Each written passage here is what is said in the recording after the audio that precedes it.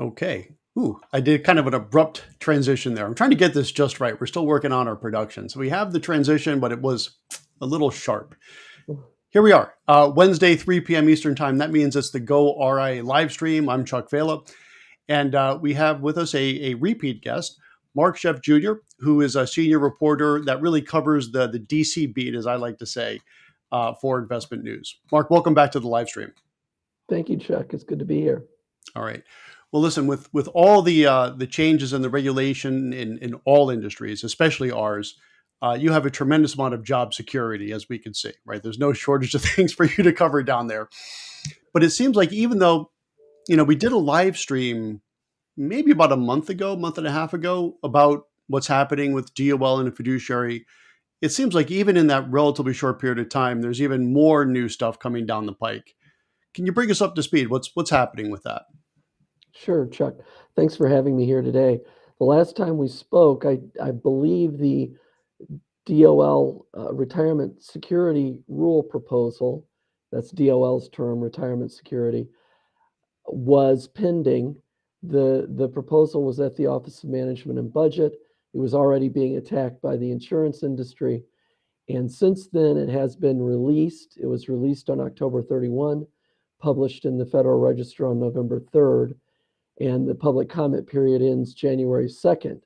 The proposal was presented with great fanfare by a White House event that starred President Biden himself.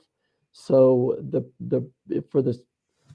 essentially, presidents talk about investment advice directly once a decade. President Obama talked about it when his DOL released its version of what was called the fiduciary rule, and now President Biden talked about investment advice when he released his administration's version of the DOL fiduciary rule on October 31st. So that's where we are today. The Biden rule does differ from the Obama rule in various ways, but you would never know that. For the most part, from the rhetoric that surrounds it, the financial industry looks to be united against the rule, saying that it would sharply increase regulatory costs and legal exposure for brokers and insurance agents. The Biden administration is promoting the rule as a way to curb conflicts of financial advisors, conflicts of interest that lead to what the Biden administration calls junk fees that erode nest eggs. The rule would impose a fiduciary standard essentially on all advice to retirement savers, regardless of whether the advisor giving it is an investment advisor, a broker, or an insurance agent, and it would apply to one-time recommendations of rollovers. It also would apply to insurance products that aren't investments. Those two areas are key expansions of the definition of fiduciary that the Biden administration wants to accomplish. All right. Well, I was taking some notes here. There's two things there that really strike me. Number one, and I noticed this myself, that this is coming from the president's mouth himself, right? And that doesn't happen too often. I didn't realize it was kind of a once in a decade type of thing, but it has been. Yeah. So that's a big deal, right? So if it bubbles up to, that level of government, it's clearly top of mind for the government, right? And that means it should be top of mind for us. And the other note I made here was, because I was thinking, what is, and you know my views on this, right? If you're going to give advice, be a fiduciary. If you're going to be a salesperson, just say, hey, I'm selling your product. I'm not giving you advice. And I think that's fine too, whoever would want that, but okay. But as far as the increased costs, here's a question I have, if you could answer this. Are those costs, in other words, is the argument from, the non-RIA side of things, I think, it's going to cost more to keep this in compliance with regulations, because essentially you have a system that's not necessarily built for fiduciary care trying to be fiduciaries. Would they be able to avoid those costs if they're just like, we're fiduciaries? What would you say about that? Well, the reason as far as I understand their argument, the reason they don't want to say we're fiduciaries is they don't want to take on the legal liability that entails. This all revolves around the threat of being sued by an investor, uh, with that investor claiming that the broker didn't act in her best interests in recommending an annuity for her retirement account, or recommending some other investment that then went south on her. And it really, the hangup is the legal liability.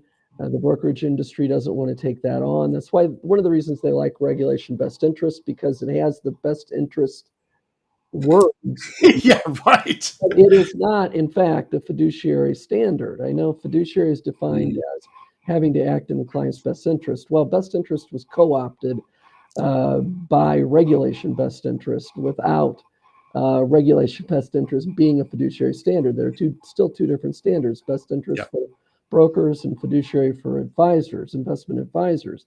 Now, the SEC, even under a Democratic leader, Gary Gensler, is not redoing regulation best interest, but it is trying to bring fiduciary and Reg BI closer together in the guidance that it puts out on Reg BI, and in the way that it, presumably the way that it will enforce Reg BI.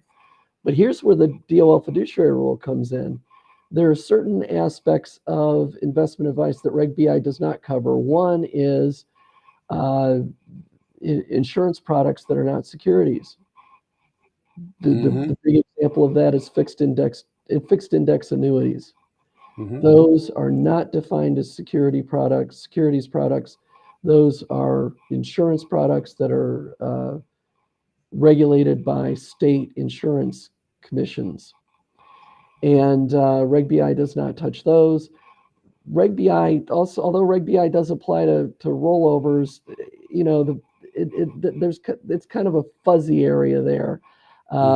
Uh, Brokers are supposed to adhere to Reg BI when they're making recommendations on rollovers, but what the DOL rule would do is subject those rollover recommendations to the fiduciary standard that's encompassed in federal retirement law, known as ERISA.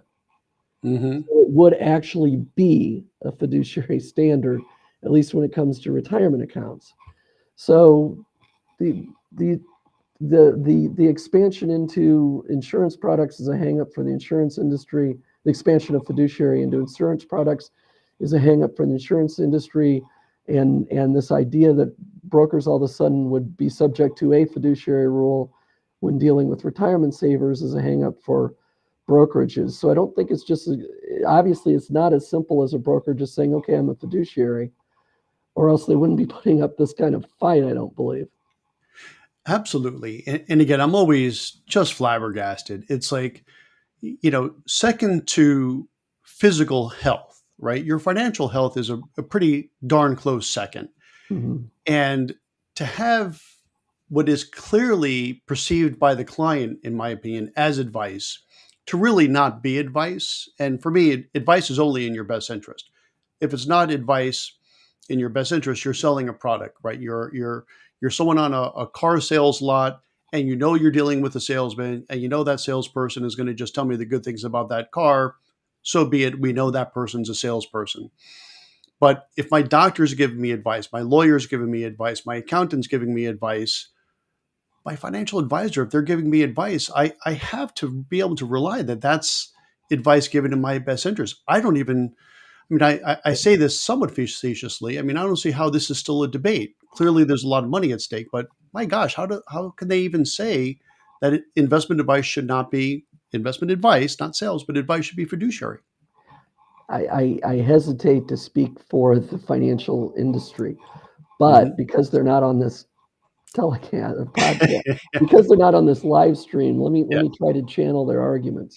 Yes. What they would say is that a broker or an insurance professional is in fact trying to do what's best for her customers, and that what this DOL fiduciary rule would do is force them to abandon middle and low income savers, those with modest assets, because the assets aren't big enough to essentially justify the fiduciary level of regulation that would be imposed. And they say, look at RIAs who have $250,000 account minimums at the low end, or a million, up to $1 million account minimums. These RIAs are putting those account minimums so high because they're fee based, and they need to be that high to make money on those accounts. And the brokerage industry is saying these brokers, and the insurance industry is saying the insurance agents are just charging commissions on these recommendations, and it's much lower cost for investors, and therefore these commissions are actually good for investors. And if you impose fiduciary duty, we can't charge commissions anymore. And in fact, the DOL fiduciary rule, in order for a broker to charge a commission or an insurance agent to charge a commission under the fiduciary rule, he would have to meet impartial conduct standards and other requirements that allow him to charge that commission. And those meeting those standards is what is going to raise the cost of giving that advice, the industry would say. I believe I'm channeling the industry correctly. Fair enough. And again, I want to make clear that's what the industry says. It's not what Mark Schoeff says. I'm repeating what they say. Absolutely. No, and that's valid as far as that probably is the argument they would come up with. And boy, I tell you what, off the record on this public broadcast. But seriously, if you know of anyone in the financial services sector that would like to take that argument, and this is not in an adversarial way, I would really like to understand it better right from, if you will, the horse's mouth. Pass along my name. I'd love to have them on and have this very cordial discussion, unlike what we see in the Senate. If you saw that recently, that was just unbelievable. You keep wondering, is this like the United States or some third world country we're watching sometimes? But it would be a very cordial discussion, but I would love to hear their argument, beyond just your channeling it on their behalf. And I appreciate you doing that. But here's what I would say. So, okay. And look, I have minimums. That's valid, right? I mean, but is the answer to that, instead of charging, my 1% to 0.5%, which is my fee, I need to receive a 5% commission to give you advice on something. And that advice is going to be limited to just those things that pay a 5 or 6 or 7. And in the old days, 10, 12% commission. That doesn't seem like a great answer either. There's certainly a lot of younger advisors that are working on a lower cost and lower minimum. I mean, I'll tell you what, I've been doing this for 30 years. My first account was not $1 million account, right? I was opening up the $5,000 Roths on a fee basis, and it's hard, to do that. But there are pathways for advisors to take on smaller clients as they build. And maybe we'll do a show on this too, but there's some resources that I'm actually looking at right now for what we call our KOCs, right? Kids of clients, that allows them to essentially do like a do-it-yourself, or if you will, guided do-it-yourself. And that allows us to deliver fiduciary advice on a fee basis at a very low cost, in a way where they're taking up some of the time I would take to data enter. There are solutions beyond just, charging 5 to 10% commissions. And as I say, I appreciate you're channeling the industry on this. But if you know someone that would love to come on the show in a very respectful discussion type of way, please pass it on, because I would like to hear better on that. And I think as an industry, we could do better than, okay, if we're going to give advice to people with fewer means, the solution is not to charge them more. And not only charge them more, but charge them in a way that's opaque. That's probably my biggest issue, right? And I find that there are certain products, I like to call them the use it or lose it, like the term life policies, the long-term care policies, the disability policies, that the insurance industry has yet to come up with a fee-based or commission-free solution. Okay, I think that might happen at some point. But up until that point, how about at a minimum, just disclose clearly to the client, here's how much I'm receiving as commission. Who can argue against that? It's interesting that you say this, Chuck, because a member of Congress in the debate yesterday on amendments to a DOL funding proposal that would kill this fiduciary rule. Said, hey, the DOL bureaucrats shouldn't be able to meddle with commissions because commissions are disclosed and commissions are required in a competitive industry like the brokerage industry. And on top of that, clients agree to those commissions. This is what Do the they? member of Congress said. Yeah. Now, and I'll quote him at greater length in an upcoming column because it was an interesting argument there.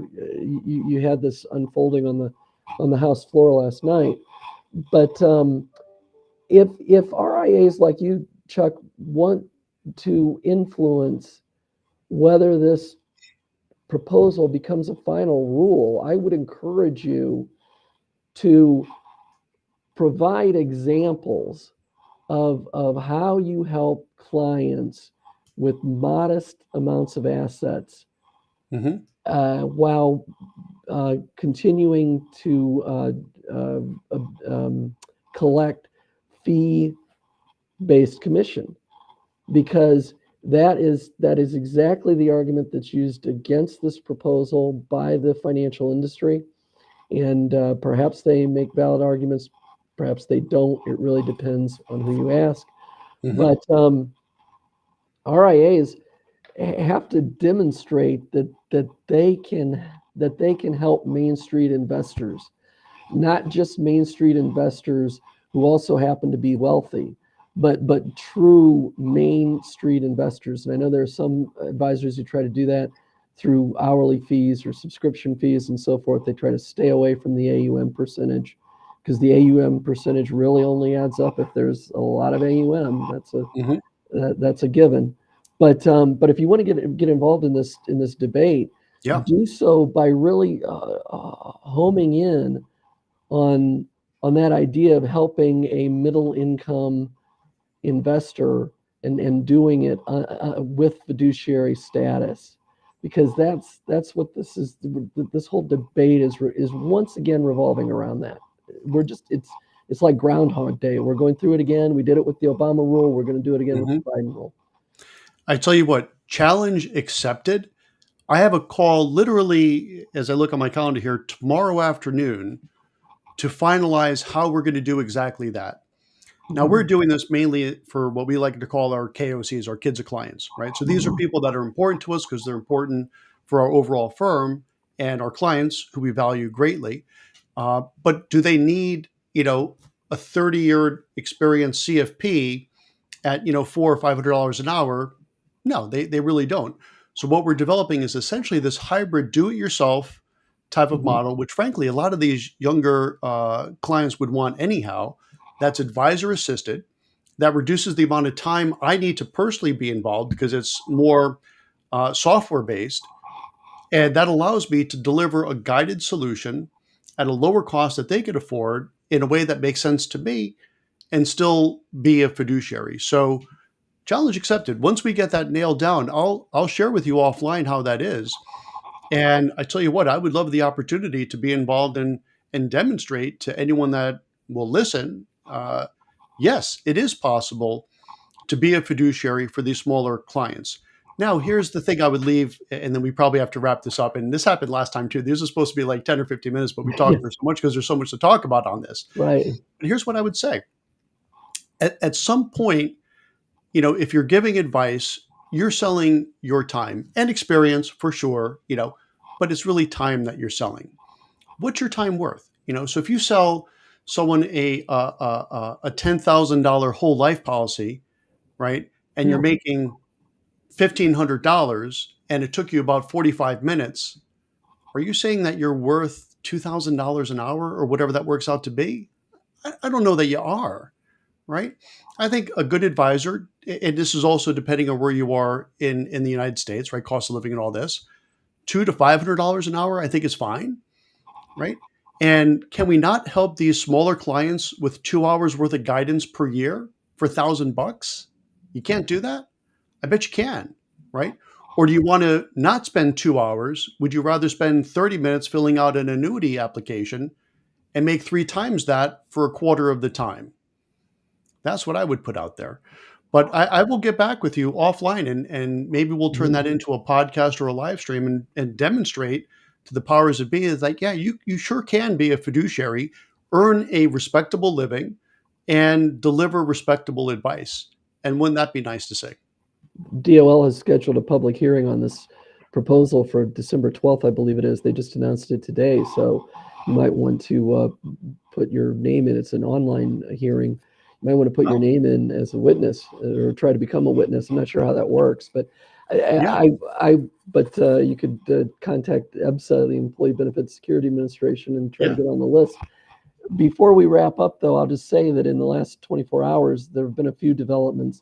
One is these amendments to the Department of Labor funding bill in the House would kill the proposal. However, those policy writers, as they're called, have a really difficult legislative path ahead. It's not clear the House itself is going to approve the larger bill that they're in, and the Democratic Senate is almost certainly going to reject those policy writers. So it doesn't look as if the opponents will be able to kill the rule through legislative means. The Department of Labor today rejected the industry's call for an extension of the comment period on the proposal, which is a way to delay it to death.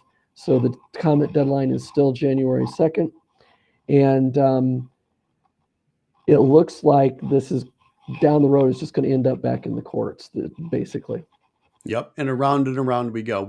And I think we left or came to that same conclusion last time, which ultimately I believe this is on the industry to create the education for the clients to understand the difference, as I like to say, between a real planner, right, a fiduciary planner, and a Mhm. Pinot planner in name only, right? So it's that education that I think is going to be critical because I think we're both going to be long retired, Mark, by the time this if it ever becomes a Yeah. real thing. So education is going to be key, I think, still. You're right. Education not only for investors but also for lawmakers and regulators. Exactly. All right. Well, Mark Schoeff, as always, thank you so much for joining us. This is really evolving into a regular segment. And as I said, with all that's going on in DC, you've got tremendous job security. And it's a real privilege to have you on the show as often as we do. Thanks a lot for joining us. Thank you, Chuck. It was a pleasure. All right, real good. All right, so that's it for this week's live stream, which really is about a podcast. Looking at the time here, which is even better. So, on behalf of Investment News and goRIA, I'm Chuck Vela. Thanks a lot for joining us, and we'll see you here same time, same bat channel next week, 3 o'clock on the next coming Wednesday. I don't know the date, but Wednesday, 3 p.m. Eastern. We'll be back here. Thanks for joining us. See you next time. Take care. See you, Mark. Bye, Chuck.